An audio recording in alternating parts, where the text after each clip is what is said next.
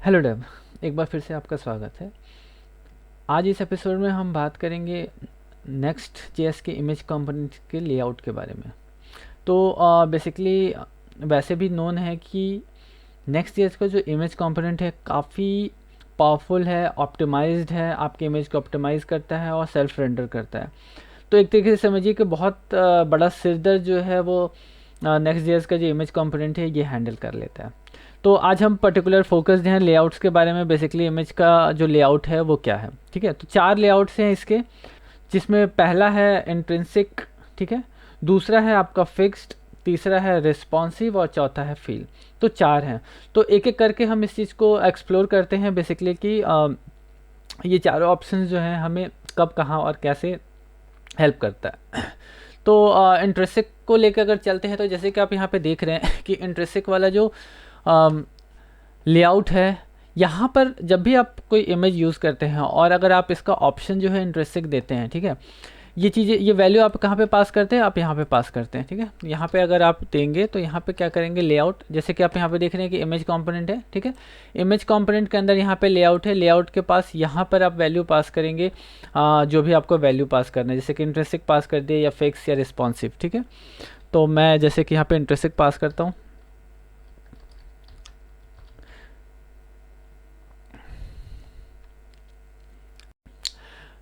अगर इस वीडियो से रिलेटेड अगर आपके पास कोई सवाल हो या कोई सजेशन हो तो कमेंट में आप मेंशन कर सकते हैं। मेरी कोशिश रहेगी कि मैं उसका जल्द से जल्द आपको जवाब दे सकूं। और ये जो डेमो जो मैं यहाँ पे दिखा रहा हूँ इसका यूआरएल मैं डिस्क्रिप्शन में डाल दूँगा। आप डिस्क्रिप्शन से पर्टिकुलर इस यूआरएल पे जाके आप देख सकते हैं कि ये एक्चुअली इसका बिहेवियर क्या है और इसका कॉन्फ़िगरेशन क्या है। तो इस तरीके से जो है आप यहाँ पर इमेज कंपोनेंट का जो प्रॉप्स है वो आप यहाँ पे पास कर सकते हैं। तो लेआउट में यहाँ पे अभी मैंने इंट्रिंसिक जो है वो वैल्यू पास किया है। इंट्रिंसिक के अलावा आप जो फिक्स या रिस्पॉन्सिव कोई भी वैल्यू यहाँ पे आप पास कर सकते हो। तो इस तरीके से यहाँ पे वैल्यू को आपको पास करना होता है इमेज कंपोनेंट के साथ। तो पेज पे चलते हैं। तो इंट्रिंसिक का यहाँ पे सेंस होता है कि इसका डिफ़ॉल्ट, ठीक है, डिफ़ॉल्ट इन द सेंस कि आप कोई इमेज ले रहे हैं और इमेज का साइज़ जो है वो 500 बाय 500 है। तो मैक्सिमम जो है वो 500 तक जाएगा और उसके बाद से वो इंक्रीज़ नहीं करेगा। जैसे कि अगर यहाँ पे मैं एक इमेज दिखाऊं तो इस इमेज का जो विड्थ है वो 700 है और वो 700 और हाइट जो है वो 475 है। तो इसका जो मैक्स विड्थ है एक्चुअली, ठीक है, मैक्स विड्थ जो है वो यहाँ पर 700 है। 700 से ऊपर जो है ये नहीं जाएगा, चाहे मैं ब्राउज़र का विड्थ जो है कितना भी इंक्रीज़ करूँ या डिक्रीज़ करूँ, ठीक है, यहाँ तक नहीं जाएगा। लेकिन जैसे ही मैं इसे कम करता हूँ, जैसे मैं इसको कम करता हूँ तो ये क्या होता है कि कंटेनर के विड्थ के हिसाब से प्रोपोर्शनली जो है वो अपने आप को रिसाइज कर रहा है। तो एक तरीके से आप CSS की प्रॉपर्टी ये समझ लीजिए कि इसका जो मैक्स विड्थ जो है वो 100% है, ठीक है, और इसका विड्थ भी जो है वो 100% है। तो अब यहाँ पर जो है मैक्स विड्थ जो है आपका ओवरराइड कर रहा है उस इमेज को, जैसे कि आप यहाँ पे देख रहे हैं कि इसका जो मैक्स विड्थ जो है और मैक्स हाइट जो है वो ओवरराइड कर रहा है एक दूसरे को, ठीक है। तो अब क्या होगा कि यहाँ पर ये इससे जो है इसका विड्थ एक्स्ट्रा नहीं होगा और इससे जब कम आप जाएंगे तो आपका लेआउट जो है वो धीरे धीरे श्रिंक करेगा अकॉर्डिंग टू, जैसे कि आपका जो भी आपका लेआउट का जो साइज़ है, साइज़ के हिसाब से जो है वो अपने आप को एडजस्ट करेगा। तो ये जो है अपने आप को रिसाइज देखिए आप यहाँ पे कर रहा है। तो इंट्रिंसिक जो है इस तरीके से बिहेव करता है। एक तरीके से समझिए कि ये मैक्सिमम जो है वो अपना मैक्स विड्थ ले लेगा, इससे ऊपर ये यहाँ पर नहीं जाएगा, ठीक है। तो नेक्स्ट हमारा है वो है हमारा fixed. Fixed in the sense कि अगेन इसके नाम से ही आपको यहाँ पर क्लियर हो रहा है कि इसका विड्थ जो है यहाँ पर फिक्स है। और फिक्स इन द सेंस कि आपका जो इमेज होगा, इमेज का जो हाइट और विड्थ होगा वो एग्जैक्ट वैसे रहेगा और लेआउट के विड्थ के अकॉर्डिंग इसका विड्थ और हाइट जो है वो बिल्कुल चेंज नहीं होगा। जैसे कि आप यहाँ पे देख रहे हैं कि इस इमेज में अगर मैं यहाँ पर लेआउट को छोटा या बड़ा कर रहा हूँ तो इससे इसको कोई फ़र्क नहीं पड़ रहा है, ये यहाँ पर फिट है, फिक्स्ड है। और हमारा जो ब्राउज़र है, या मैं ये बोलूँ कि अगर डिवाइसेस भी आपके अगर चेंज हो रहे हैं तो डिवाइसेस के हिसाब से जो है आपका प्रॉपर जो ये जो पोर्शन है ये पोर्शन में चेंजेस नहीं होगा। तो ये डिज़ाइन पे आपका डिपेंड करता है कि कई बार आपको ऐसी रिक्वायरमेंट होती है, तो उस रिक्वायरमेंट में आप इस चीज़ को कॉन्फ़िगर कर सकते हैं। आप ये वैल्यू यहाँ पे पास करके बेसिकली अगर यहाँ पे बोलूँ तो यहाँ पर आप वैल्यू जो है यहाँ पर फिक्स्ड पास कर देंगे, तो ये क्या करेगा कि आपका जो लेआउट है में जो इमेजेस हैं, इमेज जो होगा वो उसको श्रिंक नहीं करेगा, कुछ भी नहीं करेगा। वो जो उसका पेरेंट का जो एक्चुअली साइज़ है, पेरेंट नहीं सॉरी, जो इमेज का जो साइज़ है वो ऑलवेज जो है 100% ही रहेगा, और इससे जो है वो कम ज़्यादा यहाँ पर नहीं करेगा। तीसरा आते हैं जो वो है आपका रिस्पॉन्सिव इन द सेंस कि नाम से ही यहाँ पे क्लियर हो रहा है रिस्पॉन्सिव, ठीक है। तो रिस्पॉन्सिव इन द सेंस कि आपका जो लेआउट है, आपका जो यहाँ पे इमेज होगा वो लेआउट के हिसाब से एक्सपेंड करेगा, वो छोटा या बड़ा होगा, ठीक है। तो जैसे कि आप यहाँ पे देख रहे हैं कि मैं इसको छोटा कर रहा हूँ, तो आपका इमेज जो है, इमेज का साइज़ जो है प्रोपोर्शनली यहाँ पर छोटा हो रहा है, और मैं बड़ा कर रहा हूँ तो आपका इमेज का जो साइज़ है वो प्रोपोर्शनली यहाँ पर बड़ा भी हो रहा है। बट अगर मैं आपको इमेज एक्चुअल में यहाँ पे इमेज दिखाऊँ, तो इमेज जो है वो साइज़ जो है यहाँ पर इमेज का वो सेम पड़ा हुआ है, बट ये आपके लेआउट के हिसाब से यहाँ पर छोटा या बड़ा हो रहा है। तो वो रिस्पॉन्सिवनेस जो है आपके इमेजेस में यहाँ पे आ जाएगी। आप इमेज को मतलब आपका लेआउट जो है यहाँ पर आप उसको छोटा या बड़ा करेंगे, तो उसके हिसाब से जो है आपका इमेज जो है यहाँ पर छोटा या बड़ा होता रहेगा, ठीक है। तो रिस्पॉन्सिव भी आई होप क्लियर हुआ होगा कि रिस्पॉन्सिव बेसिकली नाम से यहाँ पे क्लियर हो रहा है कि रिस्पॉन्सिवनेस आपके इमेजेस में आ जानी चाहिए, कि आपका इमेज जो है अपने पेरेंट कंटेनर के हिसाब से इमेज का जो साइज़ है यहाँ पर श्रिंक होगा, छोटा होगा, यहाँ पे बड़ा होगा। और जो लास्ट और हमारा फोर्थ ऑप्शन है वो है हमारा फील, ठीक है।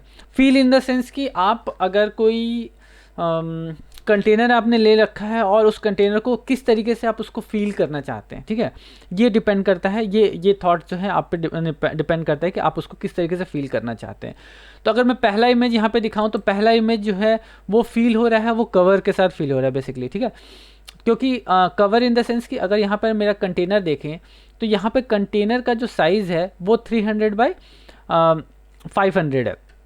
विड्थ जो है इसका 300 है और हाइट जो है 500 है, और उसके अंदर जो हमने यहाँ पे इमेज डाला है वो इमेज जो है पूरे के पूरे एरिया को यहाँ पे फील कर रहा है, पूरा उसको उसने प्रोपोर्शनली मैं बताऊँ तो टॉप लेफ़्ट जो है वो अपने आप को अलाइन कर लिया है। अलाइन करने के बाद से उसके अंदर ये इमेज जो है पूरा का पूरा कवर हो गया। कवर होने के बाद से जो एक्स्ट्रा एरिया है वो यहाँ पे क्रॉप हो गया है, ठीक है। एक्स्ट्रा एरिया जैसे कि आप यहाँ पे देख रहे हैं कि इमेज अगर मैं यहाँ पे दिखा रहा हूँ, तो इमेज जो है वो इतना बड़ा है, ठीक है। तो एक्स्ट्रा एरिया जो है ये यहाँ पर क्रॉप हो गया है। क्रॉप होने के बाद से इमेज जो है यहाँ पर अलाइन हो गया है। तो इस चीज़ को यहाँ से भी आप देख सकते हैं कि इसका जो है ऑब्जेक्ट फिट जो है यहाँ पर इसको कवर मिल रहा है। तो हमारा लेआउट जो है, लेआउट में जब हम यहाँ पर फील प्रोवाइड करते हैं, ठीक है, लेआउट में अगर आप यहाँ पे फील देते हैं, तो फील के साथ एक और पैरामीटर जो है आप यहाँ पे पास कर सकते हैं, वो है आपका ऑब्जेक्ट फिट, ठीक है।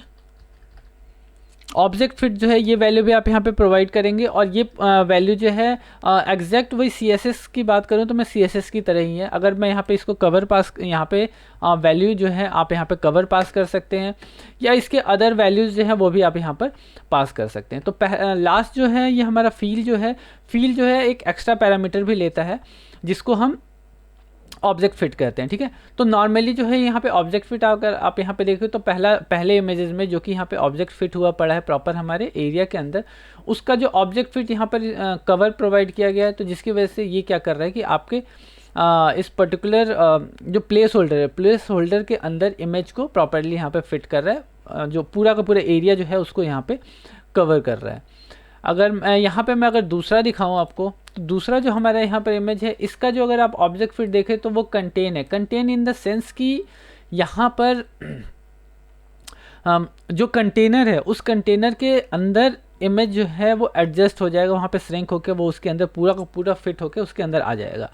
चाहे इमेज जितना भी बड़ा हो, वर्टिकली बड़ा हो या हॉरिजॉन्टली बड़ा हो, वो उसको प्रोपोर्शनली रिसाइज करके पर्टिकुलर उस कंटेनर के अंदर जो है यहाँ पे फिट कर दे। जैसे कि आप यहाँ पे देख रहे हैं कि हमारे कंटेनर का जो हाइट है यहाँ पर अगेन 300 बाई 500 है, बट स्टिल जो है इमेज पूरा का पूरा इमेज जो है वो इसके अंदर शो हो रहा है, क्योंकि यहाँ पर हमने ऑब्जेक्ट फिट का जो ऑप्शन है वो हमने यहाँ पे कंटेन दिया है।